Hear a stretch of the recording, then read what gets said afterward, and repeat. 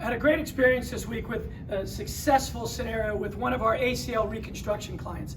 So the thing about ACLs is that if it's a non-contact injury, it probably happens due to mass and momentum, your body turning and that driving that knee in and that making that ligament vulnerable. So post-op, once they get through physical therapy and we're working with them, we want to make sure that they can get in and out of that position safely.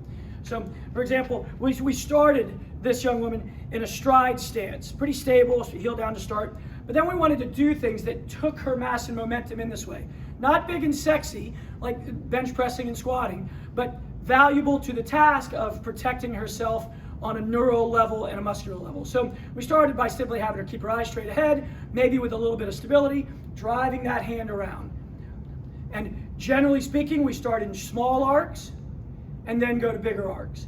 We do that with the other hand as she gains skill and competency with it. So a short arc reach across and a bigger arc reach across. So you can see that takes my torso around the corner more and that takes the knee. And then we say, okay, let's have your head turn, but keep the eyes straight ahead. So she'd turn her head, but leave her eyes on us. That dissociation of the eyes and head is challenging.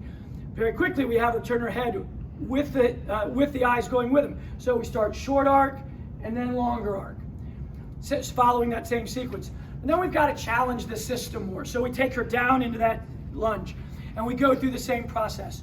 Some short arc work, not within the course of one set, but sometimes as she gained competency it was. Then to longer arc with that same side arm going that way.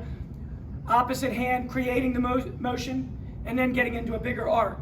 And then visual, short arcs 45, big arcs 45. And then visual with head, 45, get good, longer. And then we combine them and we go to hand, you get the idea, hand and head and eyes all going in the same direction, short arc to long arc. And then we progressed her through to having that happen in an active lunge and then an active bound.